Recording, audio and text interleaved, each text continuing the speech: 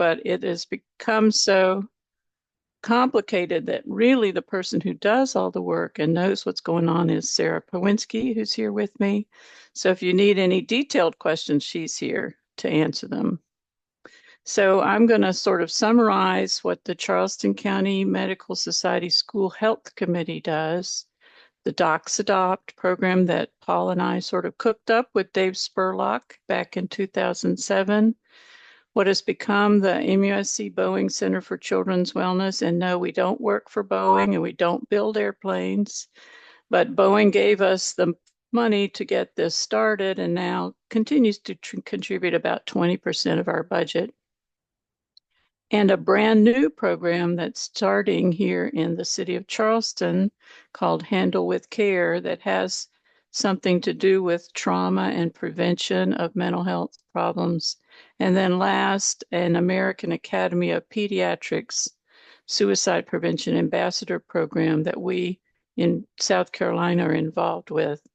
So starting out with the School Health Committee of the Charleston County Medical Society, it was started back in the 50s when the Charleston County Medical Society was formed as sort of a neutral place between Roper and MUSC. I was recruited to this in the 90s when I moved to town by Dr. Margaret Jenkins. Some of you all may remember Margaret Jenkins, one of my heroines. And this committee's been meeting faithfully for all those years to be an advisor for our schools about anything related to health. And this is a picture from 2012, and our friend Dave Spurlock is in the back. Can you see him there, Paul? Yeah, I can see him sticking his head up above there. Anyway, this school health committee from the Charleston County Medical Society is kind of unique. I don't know of another community where the local medical society has paid so much attention to their community schools. It meets monthly. It's a convening so that the members are members of Charleston County Medical Society physicians, but we also pull together a place to discuss with the Charleston County School District staff and lots of other community members that have services that are needed by the schools. And we discuss anything that has to do with health. When I first joined in the early 1990s, the issue was not having enough nurses. There was one nurse would cover 6 schools back then. And now we have more than one nurse per school. Some of the big schools have several nurses. How to store medications was an issue. COVID became a gigantic problem. And we were the second largest school district in the country that stayed open through COVID. And that has really helped our academic performance. In 2005, South Carolina passed the South Carolina Student Health and Fitness Act that included requiring a district level wellness committee. So we started serving as that, and that is how we got particularly interested in health and wellness and nutrition. Right now, the issues that we're working on are emergency preparedness, having all the high school kids trained in CPR, having trained responders designated in big campuses, having universal access to an automatic defibrillator, having where that defibrillator is, have other things that are needed for emergency, like a stop the bleed pad, epinephrine, Narcan, and we're working on getting albuterol stocked there. And the other big issue that we've just started working on is chronic absenteeism and too many kids using medical homebound instruction. The Docs Adopt part, here's another Dave Spurlock picture, started when Paul and Dave and I went to a meeting in Washington, D.C. and sort of brainstormed about ways to address health and wellness with the schools at this intersect between physicians and health in schools. And what we did was recruit doctors initially, but now any type of health professional to serve as a volunteer on the school wellness committee, not provide any clinical services, just be the volunteer on that committee. And that committee is then charged with choosing from a menu evidence-based proven strategies that improve nutrition, and then another menu for physical activity, and another menu for mental wellness. And they all of those things gather points for the schools, and they use those points to compete against each other because schools are very competitive and earn an award at the end of the year that is a monetary award that goes straight back into their wellness activities. And this picture in front of Hersey Elementary is Dr. Angie Sato, a family medicine doctor here in Charleston with the famous Dave Spurlock, of course.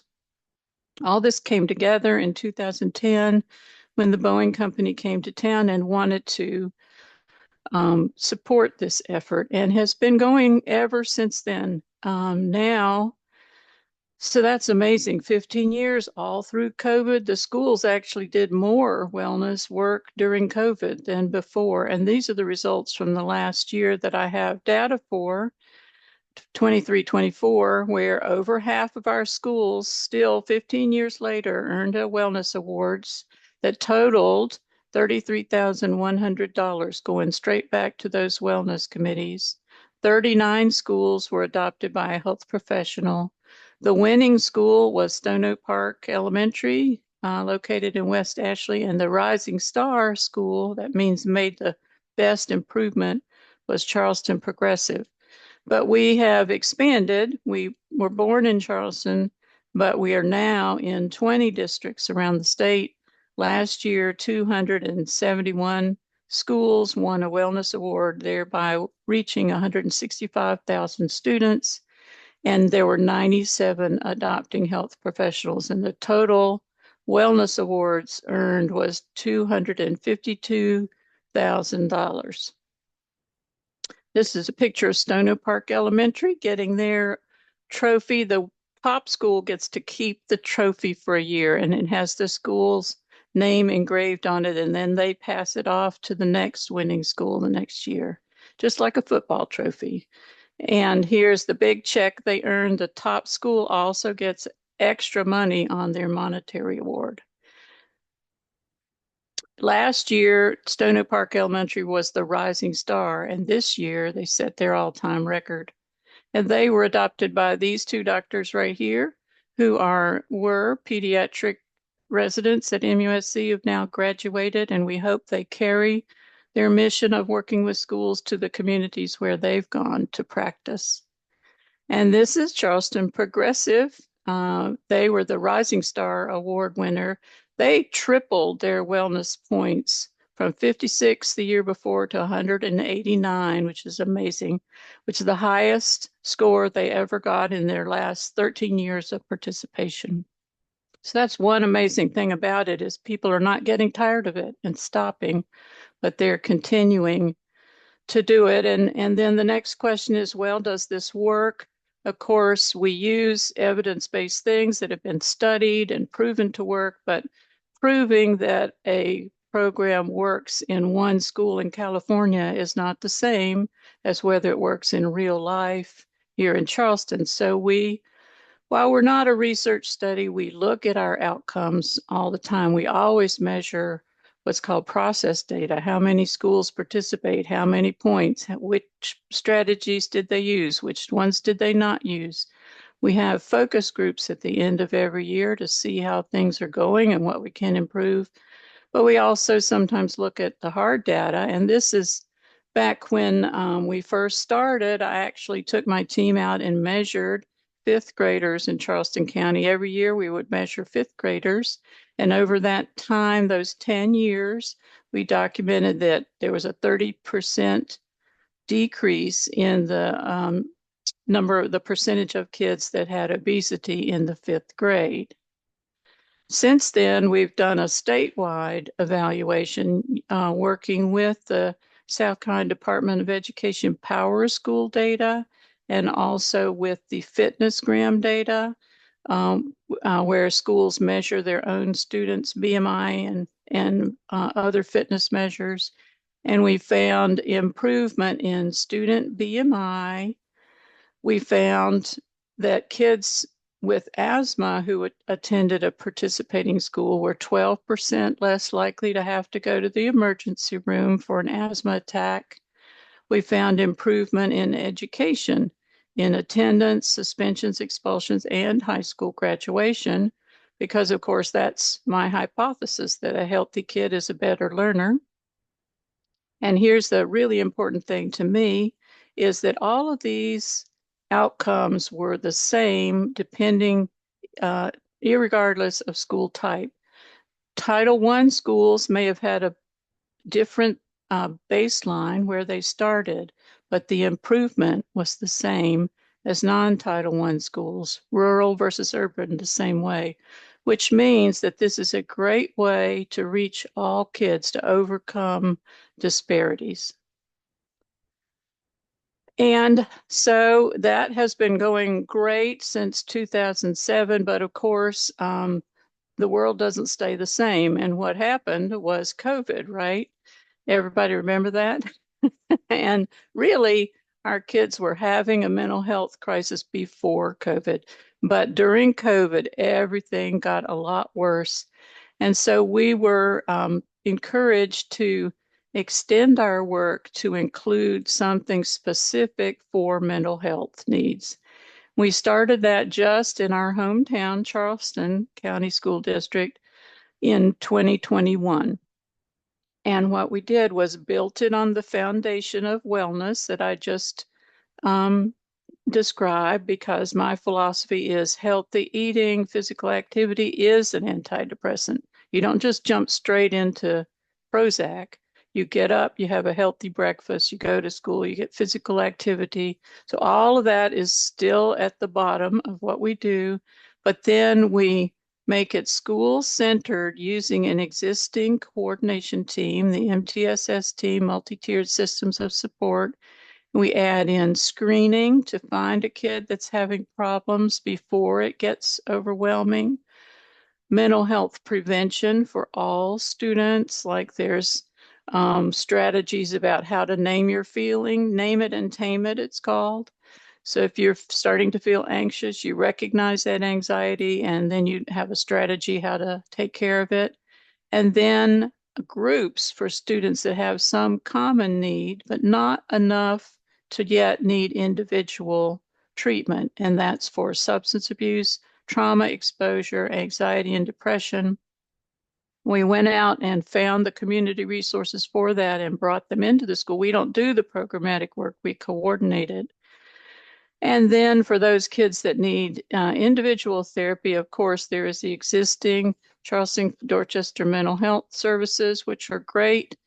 And also MUSC developed a school-based telemental health services for individual treatment of kids.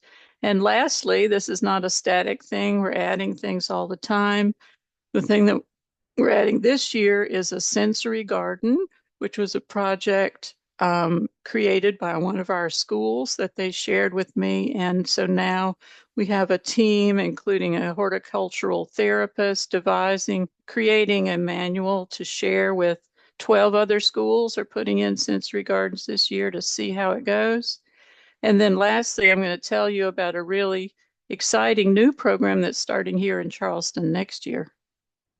And that is Handle with Care. And this is a project that I heard about years ago that was on my wish list, and lo and behold, things happen, and it is now being replicated throughout South Carolina with a federal grant through USC is in charge of it.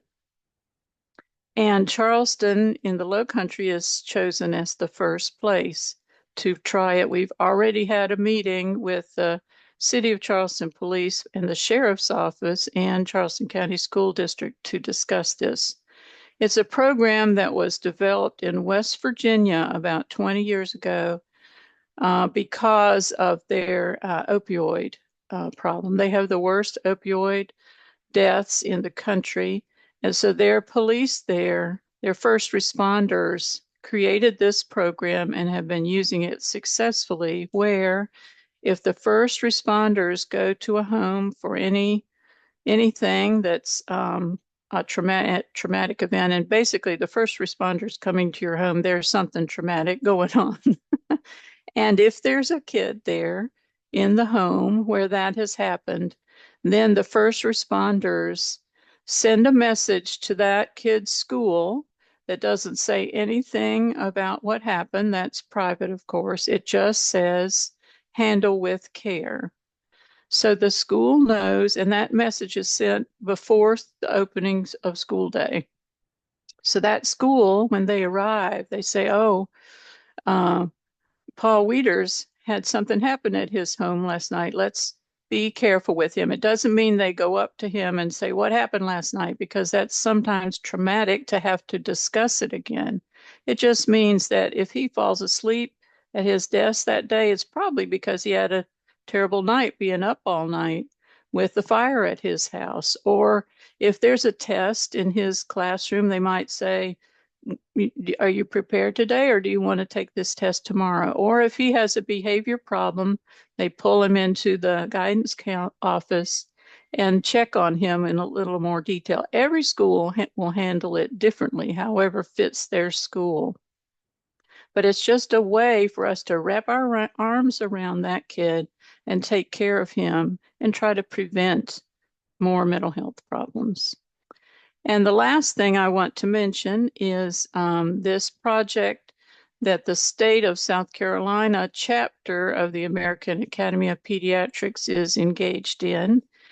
And that is the American Academy of Pediatrics Suicide Prevention Ambassador Project, which they have a team of 2 people in every state working with them on this. And the whole purpose of what the American Academy of Pediatrics is doing is they're trying to get us to share with everybody their new blueprint for suicide prevention. I've gone on their website and copied one of the sections of that blueprint. The blueprint, of course, has a lot of materials for us pediatricians. It has materials for families, but it has a whole separate section about community and schools. And in this blueprint are many specific strategies the proven strategies that can work for suicide prevention in youth. And here's the categories of prevention in that community arm of the blueprint. Under the category of schools, it says use best practices protocols, and that is what we are doing already in the Boeing Center, School Wellness, Mental Health Expansion, and also now in Handle with Care. And it says specifically use the multi-tiered systems of support framework for mental health services, which is what we are already doing in our mental health expansion. And it also says that there should be community partnerships, including colleges and universities, parents and community organizations, medical professionals, the juvenile justice system, and the child welfare system. And one of the people that we are working with in this is here today, I believe, representing the VA suicide prevention. Jonathan Kessler, didn't I see your name arrive? Yes, ma'am. All right. So everything comes together just as it should. I want to show you a little bit of the statistics about why this is so important to us in South Carolina. And this analysis I did last year for the Child Wellbeing Coalition, and it looks at 2 big data sources that comes out every year. One is Kids Count, which ranks states in all kinds of different categories. You always see this published in the Post and Courier, how we did in this. And I've just pulled out a couple of categories. In this ranking, the higher you are, the worse it is, because it means that you're ranked 47th rather than 34th. So these are the rankings for South Carolina for economy, that's green like a dollar bill, I guess. Education, that's purple. Health, family, community, and overall. So everything you can see is pretty flat, not at the top, but not at the bottom, except for here, the blue one is health. We went from 36th in the country in 2015 to now 47th in the country. So 3 away from the bottom. And so then if you drill down in health, what factors caused us to get worse compared to the rest of the country? And the big factor was child and teen deaths.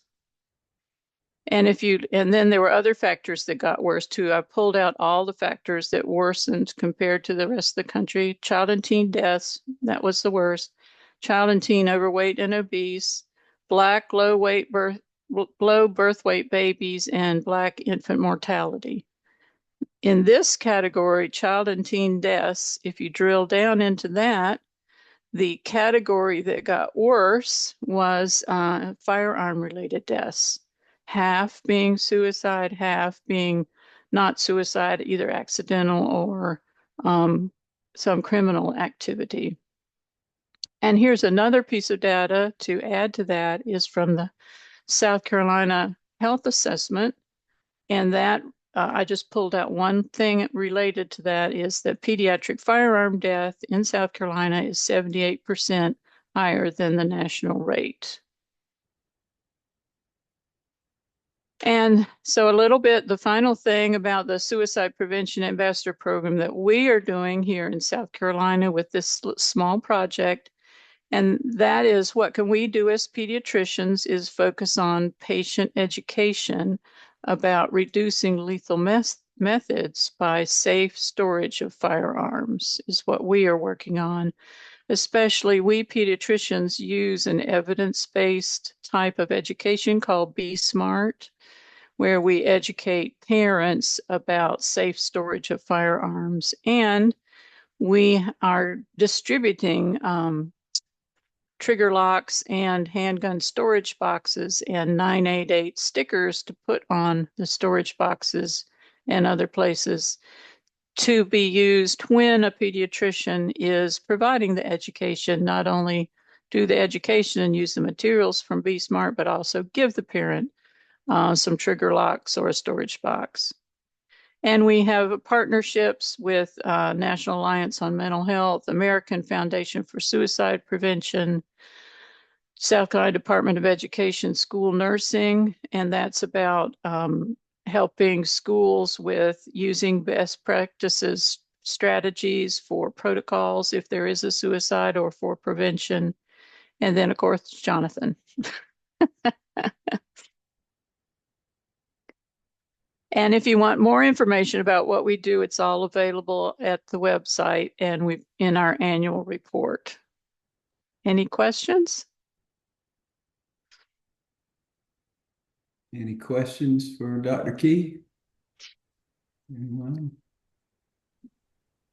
Not a question, but just a admiration and applause for you and your team and the wellness committee that meets with the Charleston County Medical Society and the school district. I mean, we have got champions in this community, and all we can do is applaud you for all that you do. Just let you know our appreciation. Yes, it all comes together, doesn't it? We have a lot going on in Charleston to help our kids, really do. Yeah, thank you so much. What a great presentation, a lot of information. Thank you so much. And Dr. Key, Sarah, Paul, for your work in this too. And obviously Coach Spurlock, who's touched so many lives in Charleston. And he would be proud to hear about Stone Oak Park as well with his connections. Coach Spurlock touched my life as well. Just as many, I didn't have the opportunity to be taught or play for him, but many of my friends have, and he's just positively influenced so many things. And Dr. Key and Paul, as we go along, anything that we could do to maybe name something after Coach Spurlock, or honor him, in some way, I think would be outstanding. But thank you so much for this presentation and all the incredible work that you and your team have done. So thank you so much. All right. I guess we can now move on to our community health update if there's no questions or any other comments at this point. Okay, well, I'm going to call on Dr. Katie Richardson, if you would. Thank you. And thank you again, Dr. Key, for joining us. She and the Boeing Center are certainly huge assets for our community and advocates for public health. So appreciate all that you do. I think I'll start with infectious disease and then move on to some events happening around the area in the realm of health for March. Many of you may have seen in the news that the United States experienced its first pediatric death from measles in over a decade in Texas recently. Certainly, we have concerns in South Carolina about the spread of measles here. It is very contagious. And when we last looked at our data around pediatric immunization rates, when we looked at 2-year-old children, about 92% have had at least one dose of the MMR, the measles, mumps, and rubella vaccine. And we believe evidence shows that the communities need around a 95% vaccination rate to provide what we call herd immunity or community immunity against measles coming into our community. So certainly we are concerned about measles coming into South Carolina from other countries or other states. Georgia now has cases of measles, as well as at least 10 other states across the country. With an increase in vaccine hesitancy and our immunization rates among children declining in recent years, we have a concern that what's happening in Texas, where the majority of these cases are now, it could happen here in South Carolina. So please help us to get the word out about the importance of childhood vaccines. And in this case, in particular, the measles, mumps, and rubella or MMR vaccine. Likewise, in South Carolina, we have currently an outbreak of varicella or chickenpox in the upstate. Several dozen students in Spartanburg will remain at home for 21 days following the last confirmed case. So that is our protocol recommendations for schools when there is an outbreak of varicella. And likewise, that is a vaccine preventable illness with the varicella vaccine. And lastly, I want to touch on bird flu, which is a kind of influenza. We are thankfully seeing a decrease in cases of influenza here in our communities, but we are still seeing plenty of cases. And so all those things that folks have been doing to prevent the spread of flu, like getting the flu vaccine, staying home when sick, covering your cough, continue to be important. Bird flu is a particular type of influenza. Thankfully, we have seen no cases known in people in South Carolina, but we have seen cases in a backyard flock in the upstate, and we're not testing enough to really know exactly where bird flu is across the country. We're mostly seeing it in farm workers, workers who whose jobs are working with birds, or now cows as well have been found to have bird flu in certain parts of the country. So some of our recommendations are trying to ensure that poultry is separated from wild birds. If you find a dead bird in your yard, please do not pick it up with your bare hands. Wear a mask, use gloves. There are certain birds that the Department of Public Health will test And that's actually for West Nile virus, not for bird flu. So you can go on our website and see which birds those are. Those can be brought to the health departments in double bagged, or if it's not one of those birds, then a mask and gloves, putting that dead bird in a double bag and in the trash can is the best way to dispose of those if you might find them in your yard. We do have a national disease surveillance system required for commercial farms to decrease the spread of disease. And certainly I'll keep you posted on all of these infections. But I think the big take-home point here is vaccines prevent all of these things that I just spoke about.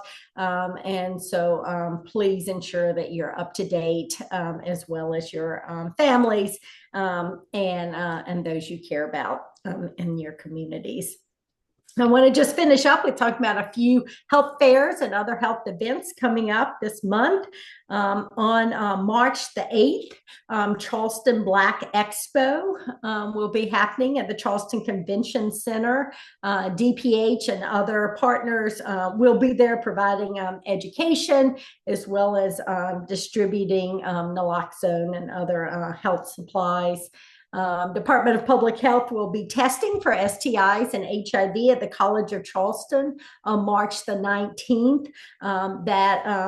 All of that testing is without charge for students. There'll also be health education around PrEP and a variety of other topics at the Johnson Center that day. Two more events, both on the 22nd of March. The Bee Collective will be having a symposium related to maternal and child health at Trident Tech in North Charleston on the 22nd. We will be there participating in that event. And finally, on the 22nd and 23rd at the Exchange Park in Ladson, there will be International Consulate Day. There'll be consulates from a variety of Central and South American countries, and there will also be a health fair. We're expecting several hundred participants there, and that is free also to attend. And I think will provide important information to our Latino population in this area. So any help getting the word out about those things would be wonderful. And I appreciate you having me as always, and I'm happy to take any questions. Thank you, Dr. Richardson. Any questions for Dr. Richardson? I've got one. Lisa, go ahead. Yeah, Katie, the College of Charleston had an outbreak of the measles a few years ago. I don't know if you knew that. Did you not know that? Well, there was a mumps outbreak. Was it mumps? Okay, maybe I'm wrong. Maybe it's mumps. Okay. I've been here 10 years. I don't remember a measles outbreak, but the mumps outbreak really sort of lasted for quite a while, up until sort of the beginning of COVID. How did they get that under control? Well, the College of Charleston was a wonderful partner. Let me say that they were very responsive. It was a combination of we were doing investigations to try to figure out, who, how the person contracted it and prevent the spread. Certainly there was guidance around, isolating those students that got sick. There was a recommendation for ensuring up-to-date vaccinations with measles, mumps, and rubella. There was some talk. Sometimes when there's a mumps outbreak, there's a recommendation for an additional dose. I don't remember if we ended up recommending that, or it was really just catching students up who may not have had those 2 doses. And then they really have a much more robust system now of ensuring that students have all the vaccines they need, when they matriculate. So it's really a combination of all those things, lots of education. Student health was very involved, and And, so it's probably a combination of those things that eventually led to that outbreak resolving. Of course, there were some, general community members that also contracted mumps, because our College of Charleston is, part of the community and very much out in the community. Yeah, thank you. Mm-hmm. Thank you very much. Any other questions for Dr. Richardson? Well, thank you so much, Dr. Richardson, for that report, that thorough report and an update. We appreciate it. And if there's nothing else, we'll move on. I'm going to see if Nick Osborne would like to tell us a little bit about Chef's Feast for Kids Hunger.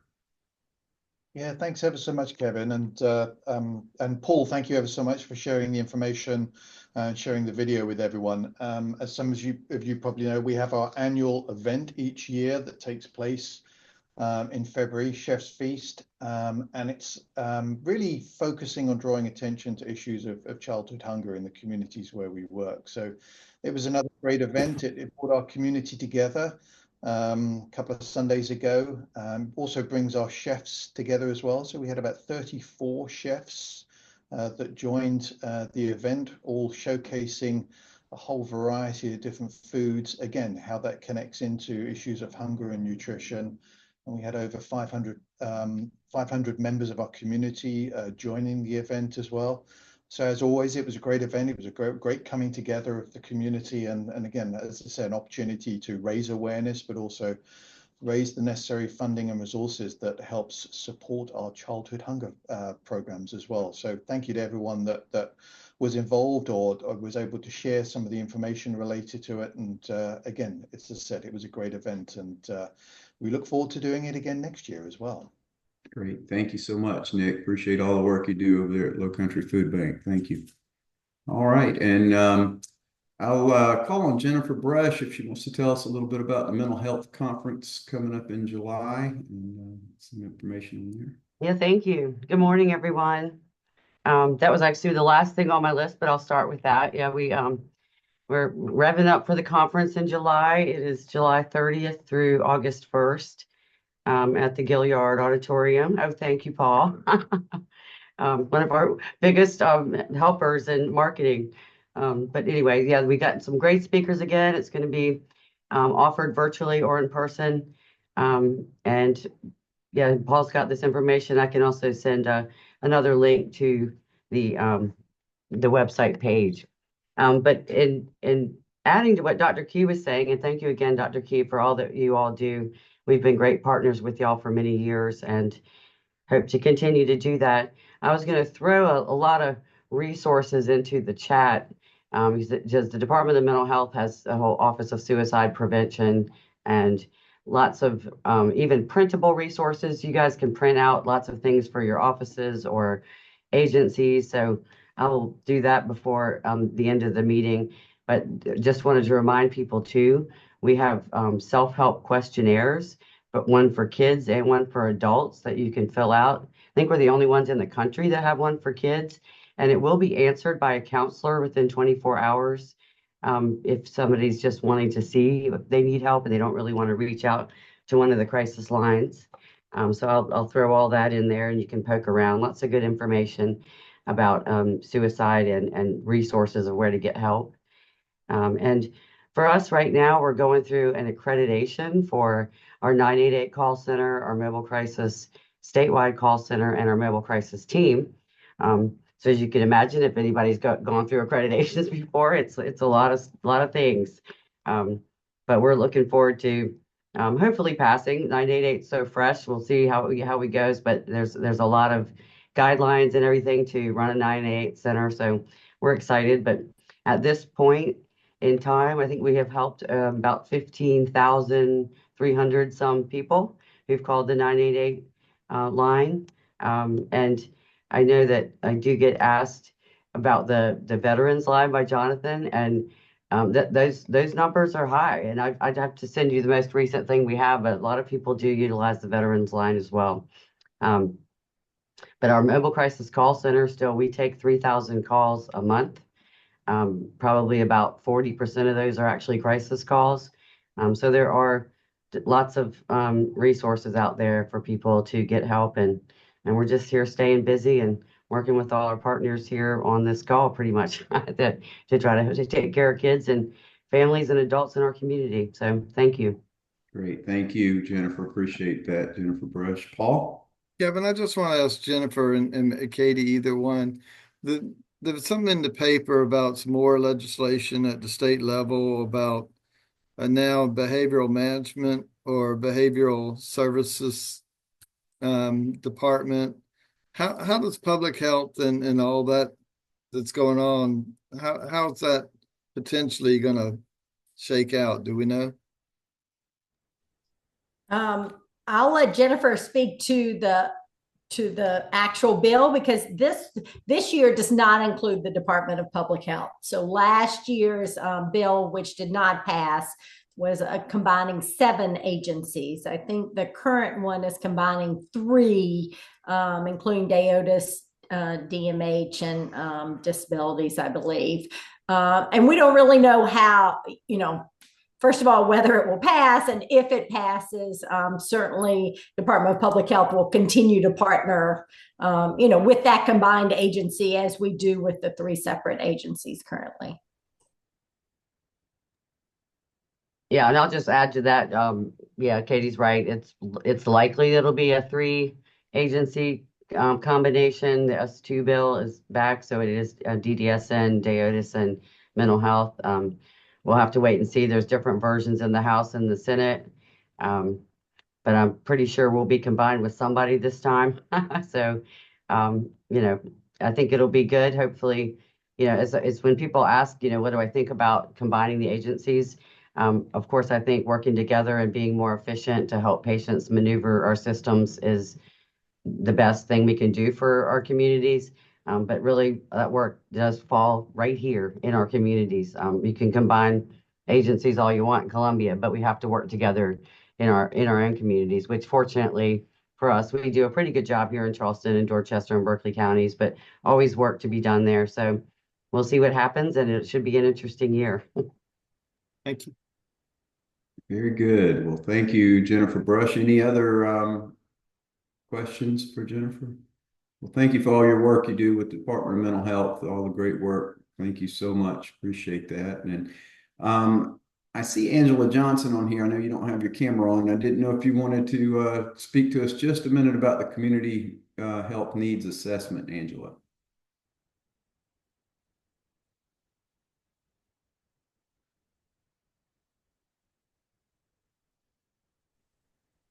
Hey there. Sorry, I was trying to click audio and video and it wouldn't come on. So sorry about that. Yes, thank you. We are continuing to work with Healthy Tri-County to get the community health needs assessment out to the community. It does cover Charleston, Dorchester, and Berkeley counties.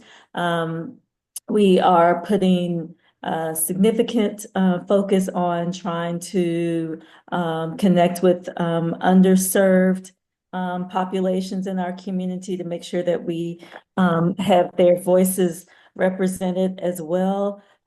If you think that anyone in your network would be interested in completing the survey, and anybody can, not just underrepresented groups, but anybody, we would be happy to get that link out to you. I can put I can leave my email in the chat.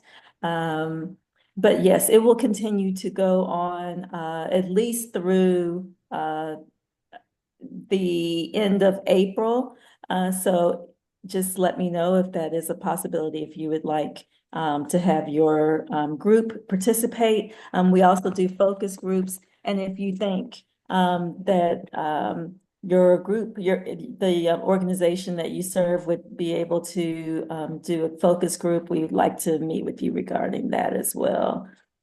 The information is used by Charleston, by MUSC, Roper, and Trident Health to help kind of guide the work that they do and with grants, but it's also just community-based information for us to understand better what the more significant health needs are in our community so that we can put together a health improvement plan to work on improving the health in our community. So thank you, guys. Great. Thank you, Angela. Appreciate that so much. And any questions for Angela on that? Thank you again, Angela. Appreciate that. Jennifer Brush put some things in the comments, some links, and also wanted to mention if anyone wants to join the mental health task force at her office on Friday, March 14th from 8:30 to 10, to send her an email to get on that list, and she has her email in there as well. All of you know that Paul Weeder stays busy as can be all the time, but this time of year he gets even more because we've got exactly 1 month from today is the Cooper River Bridge Run. So he asked me to make sure we mention that. I hope some of you will participate in that. Obviously, you don't have to run; you can walk, or you can, you can just support that group as well. Paul, anything further on the Cooper River Bridge Run? No, we're a couple thousand up from last year, so we're in the 20s now, and hoping to get to about 35,000. It's going to be a exciting time in Charleston, and just look forward to seeing all our new friends. I do want to also, Susan Johnson had sent a note also, just to remind everybody, we'll send out another invite, but the South Carolina Healthy Business Challenge Spring Seminar is April the 16th from 12 to 2 downtown. So if you're interested, if you haven't got an email from us, send something, and we'll make sure you get a special invite to it. Great. Thank you, Paul. All right. And I'll just kind of... While I'm on the Healthy Business Challenge, I did want to recognize April Slinkert is going to be one of our fellows this year for the Healthy Business Challenge, and where she's going to go through a year of working in a different team of like 10 people statewide that are learning about employee wellness and the workforce, and how they can work together to build programs. So exciting for April. Yep, very excited. Can't wait. Great. Thank you, April. Very good. And Jonathan Kessler, anything from your side? No updates at this time, but working with quite a few people on this call related to suicide. So thank you so much. Yes, sir. All right. Very good. Anyone else? Just kind of open it up here. Lisa Burbidge. Hey, Kevin. Thank you. Y'all, I have plenty of money for the National Diabetes Prevention Program. And saying plenty of money right now is kind of a rarity, but they have to be a senior on Medicare or Medicare Advantage. So I just need to get programs on the ground. So if you know anyone who works with that population, excuse me, please let me know. I've got coaches ready to go. We just need people that are pre-diabetic. 5.7 to 6.4, and that are on Medicare or Medicare Advantage. And I can put a program on the ground pretty quickly. So anyway, just out there, if you know anybody, please reach out to me. Paul has all my information if you don't. Great. Thank you so much, Lisa Burbidge. Appreciate that. Anyone else have anything? Well, thank you so much. What a great meeting today, and what a great group of people we have on here too. And I just want to tell you how much I appreciate your time, the city of Charleston does, and all the great work you do in our community. So if there's nothing else to come before this committee, we stand adjourned. Thank you so much. Be safe out there today. Thank you. Thank you. Thank you, everyone. Thanks, everyone.